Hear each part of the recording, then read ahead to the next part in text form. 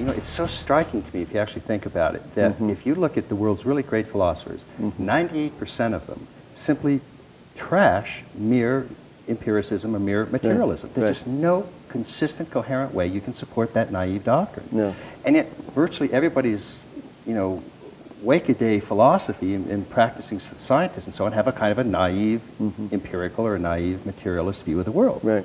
Whereas in the community of experts who look into it, none of them agree with that view. Right. So it's really interesting that I think it's important that people come to terms with the fact that naive sensory, naive materialism, naive realism just doesn't work at all. Doesn't work at all. And so once you got disabused of that, it's not surprising to me that then you started having, as you said, very intense mystical experiences. Right, exactly. And I think that's part of the point, is once attention is riveted away from the shadows in the cave, as if they're real, then you start to be open to light of various other sorts. And it's not hallucinatory. No. It's more real than the naive realism that you just sort of transcended and included, let's put it that way. Absolutely. But what were the nature of some of the mystical experiences that you were having? Well, I'll tell you. The first was an intellectual illumination, where I was walking with some friends of mine on an October afternoon in a backfield at St. Anselm's. They have 500 acres.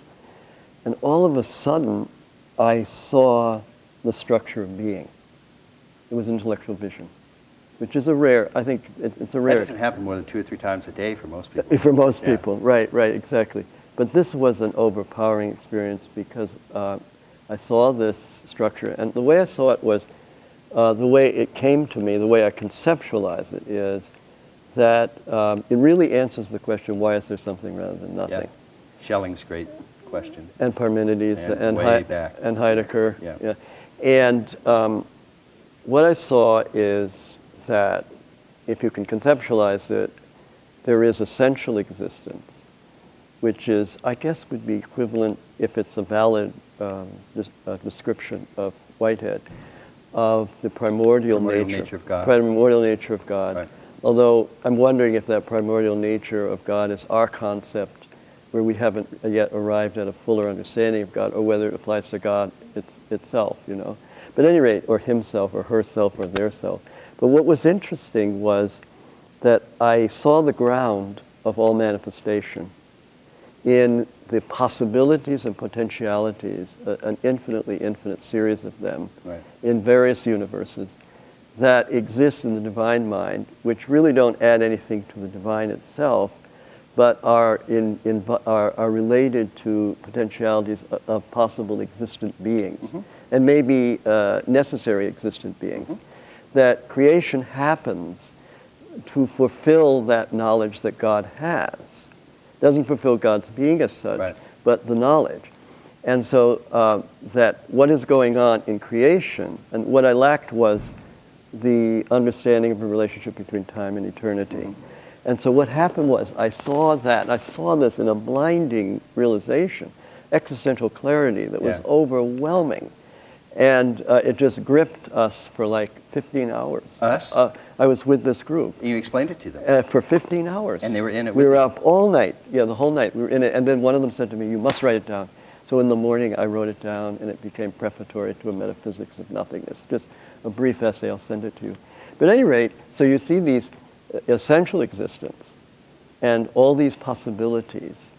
And in all possible universes. In all possible universes. And this gives rise to what can, well, we call it becoming, or existence in becoming. In time. In time, which is contained by eternity, where all these possibilities and potentialities are being actualized.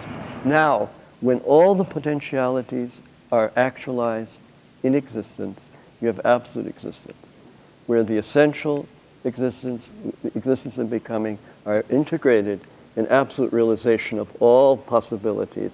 God is all in all, if you will. Now that never happens in time, but it already has happened in eternity. That's what I saw.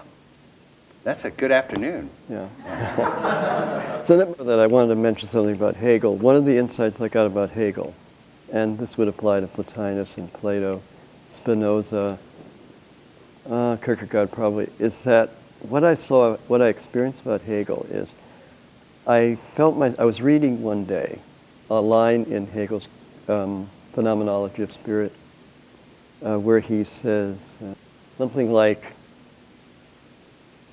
the moral life in its immediate truth is the ethical life of a nation.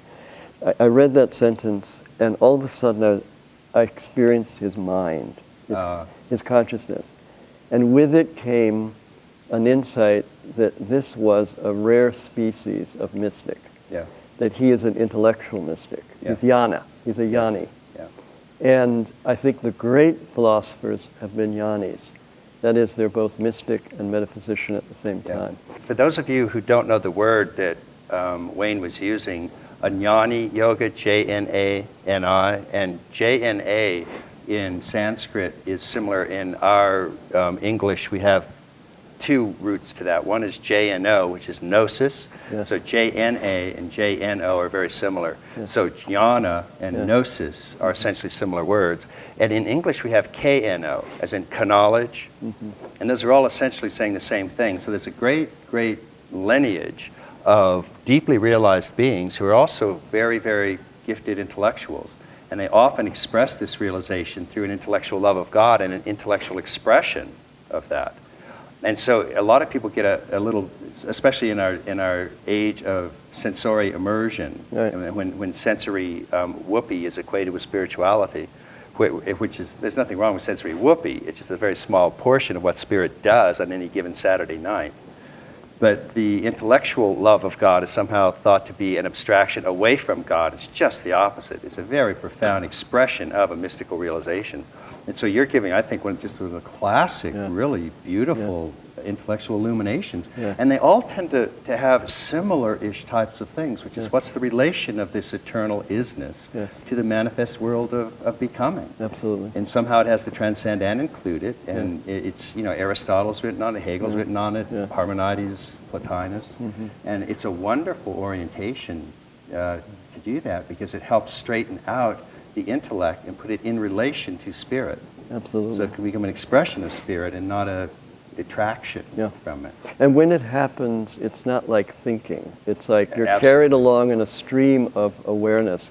Vision. Vision. It's vision. It's absolute clear vision. It's intellectual vision. It's a mystical experience. And I think what it might be, if you wanted to connect it with the tradition, you might say that it's similar to what Augustine is talking about in illumination. That in his epistemology, we know through participating in the divine mind. This is an instance of that kind of participation in the divine mind, where you're kind of carried along in this incredible knowing. It's a knowing. And which is great. And there are obviously other kinds of mystical experiences, including nothingness, emptiness, openness, where there's no vision at all. Right, and not knowing. And not knowing. Not knowing conceptually, intellectually, but knowing knowing the divine presence, but not... But both are required. Both are required. Because we exist in a manifest world, and therefore we ought to have an intellectual way to understand that existence. And I relate to it because many of the books that I've done come in that kind of intense, quick vision. And most of the books that I've done, I see in maybe 15 minutes. And it's just a matter of writing them down. And so, I think that's very important. And nobody confuses that with also direct suchness or direct conceptual less awareness, which is also possible. But intellectual illumination is a very important part of an integral approach to spirituality. Absolutely required. So that was great. So that was okay. Well, that was a good afternoon. That October. That was a great afternoon.